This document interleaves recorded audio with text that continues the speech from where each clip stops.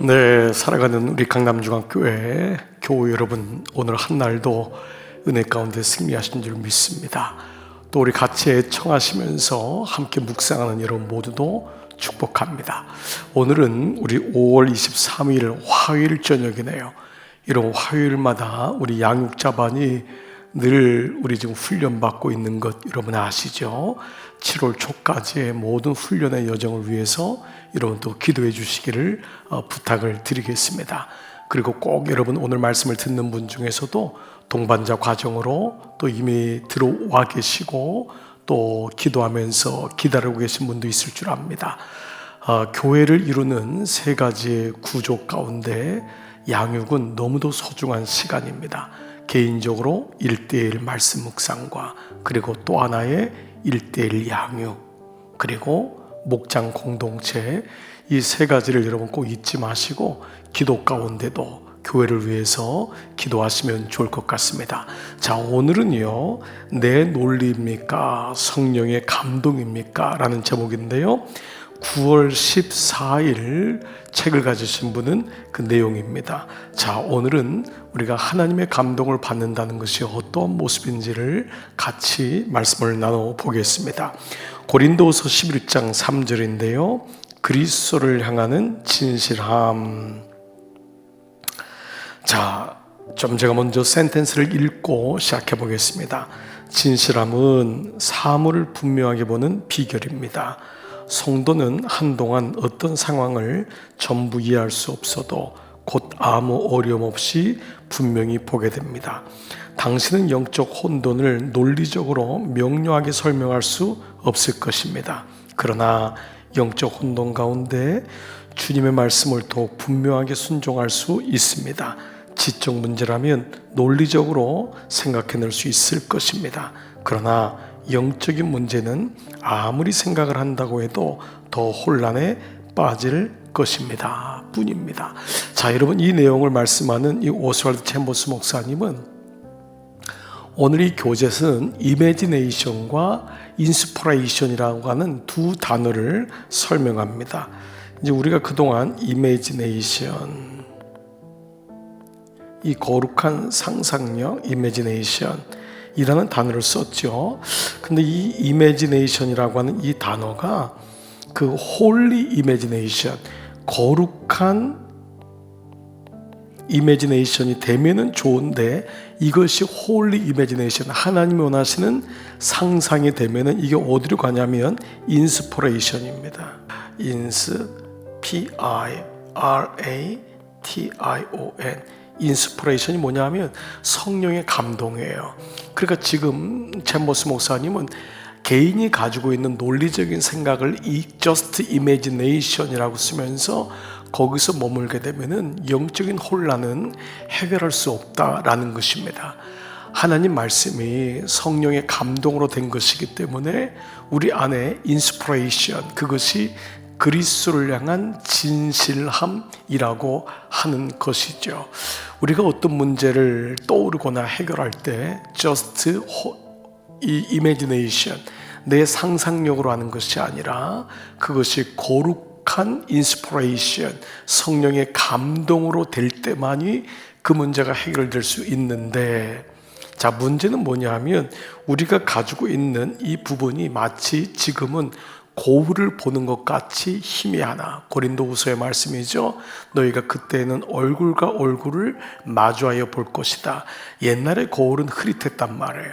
그래서 이것이 그때는 잘 모르지만은 시간이 지난 다음에 순종이라고 하는 깔때기를 통과할 때, 그래서 내가 이해하기 때문에 이것이 순종되는 것이 아니라 순종됨으로 이것이 이해된다라고 하는 이 과정을 인스피레이션, 성령의 감동이라고 하는 것입니다. 순종은 성령의 감동이 없이는 결코 될 수가 없습니다. 하나님은 우리의 광야의 삶 속에서 우리로 하여금 그 하나님의 감동으로 순종하게 함으로, 그때는 이해가 안 돼요. 그런데 그 마음을 주시는 거예요. 그때 비로소 순종이 통과될 때, 여과기를 통과할 때 비로소 우리는 나중에 이게 이랬구나 라는 것을 지금 얘기하고 있는 것입니다. 자, 제가 다시 한번 볼게요. 성도는 한동안 어떤 상황을 전부 이해할 수 없어도 곧 아무 어려움 없이 분명하게 보게 됩니다. 당신은 영적 혼돈을 논리적으로 명료하게 설명할 수 없을 겁니다. 그러나 영적 혼돈 가운데 주의 말씀을 더 분명하게 순종할 수 있다라는 차원입니다. 자, 따라서 하나님께서 당신에게 강권하시는 일이 있다면 반드시 순종하고 그 상황과 관련한 당신의 모든 상상을 사로잡아 그리스도께 복종시켜야 합니다. 하나님 우리에게 강권하시는 게 있어요. 마음에 부담을 주기도 하고, 꼭 그 나라를 가야 되나요? 선교에 대한 마음, 여러 마음입니다. 전도에 대한 마음, 말씀에 대한 마음, 이 드림에 대한 마음, 모든 마음을 하나님이 강권하실 때가 있어요. 근데 그게 그때는 이해가 되지 않습니다. 제가 이제 이번 한 주 여러분과 함께 봉헌에 대한 말씀을 나누면서 제 자신이 좀 글을 쓰고 이렇게 좀 정리했던 것 중에 하나가 3년 전에 하나님이 저에게 성전 봉헌에 대한 마음을 줄 때 사실은 그게 뭐를 의미하는지를 잘 몰랐습니다. 그리고 굳이 이런 마음이 인간적으로 들었어요. 왜 내가 굳이? 여러분 이해되시죠? 네, 굳이 이런 마음 있잖아요. 그런데 하나님이 그 마음을 계속 강권적으로 부어주실 때 저에게는 분별의 과정이 필요했습니다. 이것이 하나님이 원하시는 뜻인가, 아니면 내가 담임 목사이기 때문에 하는 것인가. 이것은 완전히 다릅니다. 네, 내 역할 때문에, 포지션 때문에 하는 것인가, 아니면 이것이 하나님이 기뻐하는 것인가. 그 과정의 일련의 말씀과 기도의 과정이 필요했습니다. 그 과정이 통과되고 나니까 비로소 그 마음을 받아들이고 순종하여 기도하게 되고 말씀을 보게 되면서 하나님이 이것을 원하시는구나 라는 마음이 들게 되었어요. 그리고 이 모든 과정이 순조로이 하나님이 이루어질 것을 고백하고 이제 보게 될 것을 마음에 믿게 되었고 여기까지 왔던 것입니다. 어떤 일도 우리에게 처음 주어질 때는 이게 무엇인지 모를 때가 있습니다. 그러나 그때마다 분별의 과정이죠. 그런데 그때 가장 중요한 것이 뭐냐 하면 바로 순종입니다. 강권적인 말씀을 줄 때 아니오라고 내 스스로가 먼저 리젝해버리면 하나님의 큰 축복이나 비밀을 알지 못할 때가 많이 있습니다. 여러분, 제가 늘 말씀드리는 마리아에 대한 얘기 기억나시나요? 하나님이 베들레헴 지경에 있는 모든 여인들을 찾아가셨는데 모든 여인들이 그것을 리젝했다, 거부했다는 것입니다. 저는 이것이 굉장히 의미 있다고 들려집니다. 하나님이 마리아만 사랑해서 주신 것이 아니라 모든 여인에게 기회를 줬지만 마리아는 주의 여종이오니 제가 주의 말씀대로 따르겠습니다. 이것이 무엇을 의미하는지 모르지만은 먼저 주님의 말씀에 순종했을 때 그것이 훗날 하나님의 역사가 부족한 여종을 통하여 이루어진 것을 보았던 것입니다. 지금 챔버스 목사님은 그 얘기를 하고 있는 것이죠. 자, 좀 더 보겠습니다. 그럼에도 불구하고 우리는 논리적인 이해 차원에서 상황을 보려고 하지 않고 오직 어린아이같이 보려고 할 것입니다. 이 말씀은 뭐냐? 논리적으로 우리가 보는 것이 우리의 죄성이에요. 우리의 본성입니다. 우리는 내가 이해한 만큼, 내 생각이 이해된 만큼, 그러나 사실 우리의 작은 논리로 하나님의 뜻을 어떻게 알 수 있겠습니까? 그런데 어느 순간에 오직 어린아이같이 보는 시간이 오게 됩니다. 이 어린아이는 뭐죠? 그것을 순종함으로 믿는 거죠.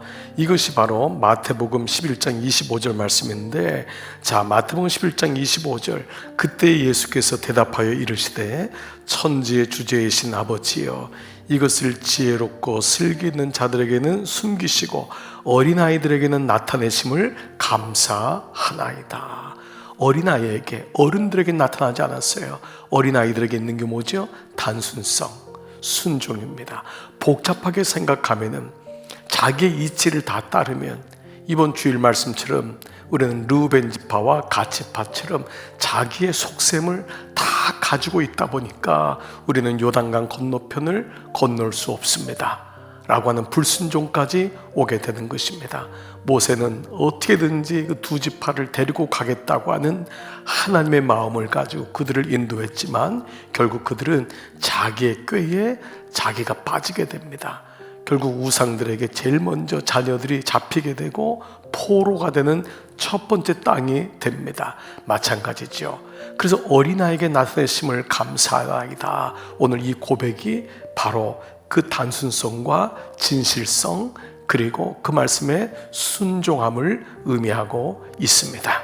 자, 우리의 삶 가운데서 아무리 작은 것이라도 성령의 인도하심에서 벗어난 것을 허락할 경우 그것은 영적 혼돈을 일으키는 데 충분한 원인이 됩니다. 이것은 이제 혼돈의 이유예요. 두 번째는, 첫 번째는 영적 혼돈 가운데 우리는 Holy Imagination, 즉 인스피레이션, 하나님의 감동으로, 그것은 바로 순종이라고 하는 깔때기를 지나갈 때, 단순성이라고 하는, 진실성이라고 하는, 순종이라고 하는 깔때기를 통과할 때 비로소 우리는 영적인 혼돈에서 문제를 명확하게 볼 수 있다. 우리의 논리가 아니다.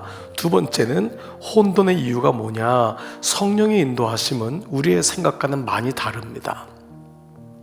그렇기 때문에 우리의 생각을 가지고 논리적으로 자꾸 어떤 문제를 접근하려고 하고, 물론 이성적으로 접근하는 건 필요합니다. 그러나 영적인 혼돈함은 이성적인 영역이 아닙니다. 이 영역은 하나님의 디바인 영역이거든요. 하나님의 영적인 영역인데 그것을 이성적인 영역으로 자꾸 생각하다 보니까 결국은 어떻게 됩니까? 문제를 그르치게 되고 그 속에 있는 그 다음 단계 하나님의 은총을 경험하지 못할 때가 많이 있는 거죠. 자, 이제 이런 의미로 본다면은 우리가 그 창세기 고린도후서 11장 3절 보면은 뱀이 그 관계로, 이제 이 자막에 여러분 이 말씀을 한번 볼게요. 뱀이 그 관계로 하와를 미혹한 것 같이 너희 마음이 그리스도를 향하는 진실함과 깨끗함에서 떠나 부패할까 두려워하노라. 자, 뱀이 하와를 미혹한 것 같이 뱀이 너희 마음이 그리스도를 향하는 진실함과 깨끗함에서 떠나 부패할까 하노라. 높아진 것들을 파하고 모든 이론을 내려놓고, 이것이 정말 우리에겐 중요한 부분이라는 것입니다. 그래서 영적인 혼돈을 가져오는 하나님 앞에 불순종해 하거나 우리의 너무 계산적인 생각, 논리적인 생각 속에 빠져서 믿음이라고 하는 것을 바라볼 때 우리는 믿음이 자라지 못하는 것을 보게 됩니다. 여러분, 물 위를 걸으려면 일단 보트에서 나와야 됩니다. 보트에서 나오지 않으면 물 위를 걸을 수가 없습니다. 베드로에게 이리 와서 내게로 오라고 했을 때 베드로는 배에서부터 나올 수 있었던 거예요. 나오려면은 많은 생각이 필요합니다. 물 깊이는 얼마나 될까? 내 몸무게는 얼마인데? 지금 바람의 풍속은 얼마인데? 아마 공학을 전공한 사람은 여러 가지 생각이 많을 것입니다. 그러나 그가 배에서부터 나올 때 물 위를 걸을 수 있었던 것과 마찬가지라는 것입니다. 자, 이제 이런 부분을 좀 더 한번 볼게요. 그리고 영적 혼돈은 우리가 시간을 아무리 들여서 논리적으로 생각한다 하여도 결코 명료해지지 않습니다. 영적 혼란은 오직 순종에 의해서만 해결됩니다. 순종하는 순간 우리는 분별하게 됩니다. 참 이건 굉장히 중요하죠. 순종하는 순간, 그때부터 명료해지는 거예요. 깨끗해지는 거예요. 잡음이 사라집니다. 그래서 말씀이 있는 교회는요, 기본적으로 잡음이 없어요. 개인도 마찬가지입니다. 개인도 말씀이 들리면 잡음이 사라집니다. 마치 물 한 개가 쫙 가라앉듯이 이걸 경험합니다. 말씀이라고 하는 생각에 축이 없으니까 잡다한 생각이 그의 인생을 끌고 가는 것입니다. 예수님 말씀하는데 예수님의 생각에 나의 생각을 일치하지 못하고 여러 생각들이 계속 떠 있으니까 예수님의 생각이 뭔지도 분별이 안 돼요. 그런데 말씀이 들어오면은 마치 이 찌꺼기가 밑으로 쫙 가라앉듯이, 그래서 아침 안개 속에 햇빛이 영롱하게 뜨면은 모든 안개와 모든 이 더스트들, 먼지들이 가라앉게 되잖아요. 저는 그 원리가 모든 교회마다 또 모든 성도마다 참 적용이 된다라고 보게 됩니다. 어느 교회를 집회하러 가면은요, 교회가 말로 차 있는 교회들이 많습니다. 늘 말이 많아요. 그런데 그 이유가 뭐냐 하면 말씀이 없기 때문에 사람의 다른 말이 많은 것입니다. 그래서 말씀이라고 하는 단어가 영어로 WORD인데, 여러분, W가 대문자란 말이에요. 대문자, 진짜가 뜨니까 작은 월드, 작은 단어들, 월드들, 이 단어들이 다 질서를 잡는 것과 마찬가지인 거죠. 그래서 영적 혼란은 오직 순종으로, 그 순종은 뭐에 대한 순종이죠? 말씀에 대한 순종이거든요. 마리아가 주의 여정이오니 말씀대로 이루어질지어다. So it be by word. So it be. 그것이 그렇게 이루어지기를 by word. 하나님 말씀에 의해서 이루어지기를 원합니다. 똑같은 것입니다. 아브라함에게 하나님이 말씀했을 때 그가 그 말씀에 순종하여 그가 알 바를 갈 바를 알지 못하는 가운데 걸어갔던 것과 마찬가지인 거죠. 자, 이때 우리가 영적 혼돈에 빠지게 된 이유가 우리 마음에 어떤 기질 때문임을 알게 되면서 부끄러움을 느끼게 됩니다. 기질이 뭐죠? 생각이 많은 거예요. 기질이 뭐죠? 못 믿는 거예요. 기질이 뭐죠? 순종이 안 되는 거예요. 그렇죠? 그래서 생각이 많고 나름대로는 치밀하다고 하지만 그 인간적인 사람의 그 제한적인 능력 안에서만 치밀한 겁니다. 영적인 세계는 결코 그 정도의 세계가 아니죠. 그건 하나님의 세계란 말이에요. 거기까지 가는.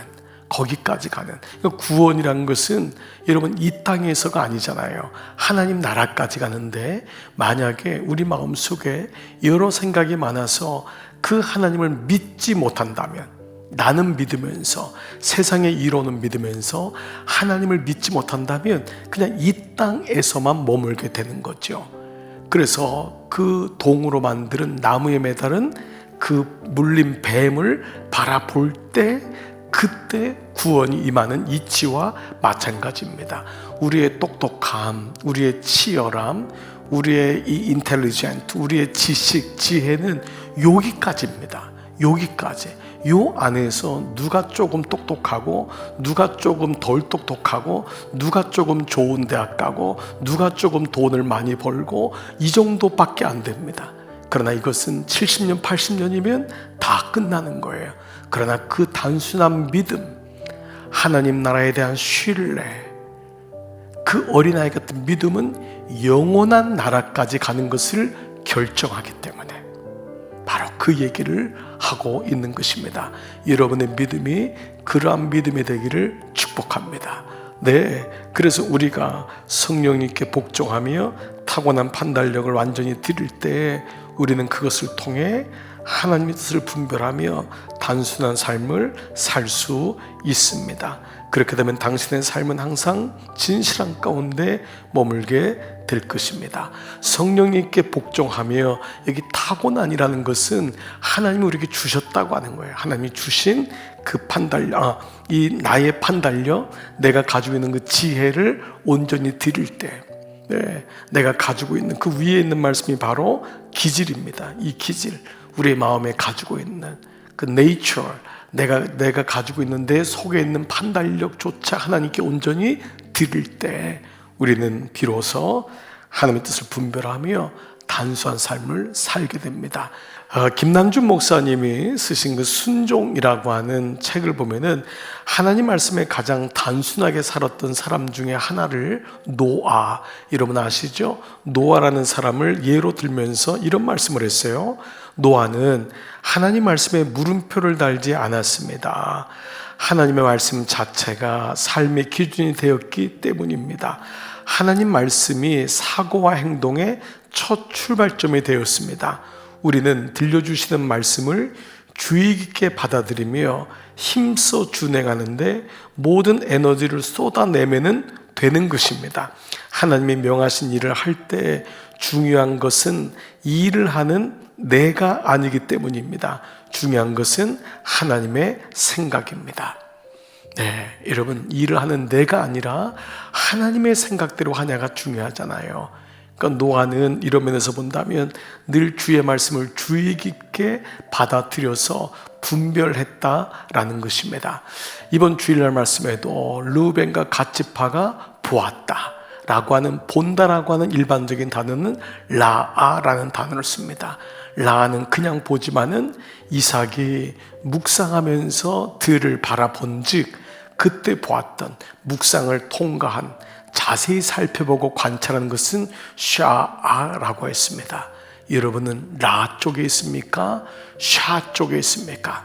오늘 이 말씀이 당신으로 하여금 진실된 삶에 머물게 하고 주님과 교제하게 하고 늘 어린아이 같은 그 기쁨이 우리 삶에 있는 것은 복잡하지 않기 때문에, 오히려 하나님을 향하는 그 기쁨이 날마다 있기 때문에 그러합니다. 자, 오늘은 내 논리입니까? 성령의 감동입니까? 이매지네이션입니까? 아니면은 홀리 이매지네이션, 인스포레이션, 감동입니까? 자, 하나님은 어떤 분이십니까? 하나님은 우리가 우리의 논리를 가지고 살기를 원하지 않으십니다. 자녀는요, 부모와의 관계 속에 논리를 피기 시작하면 그야말로 여러분 정 떨어집니다.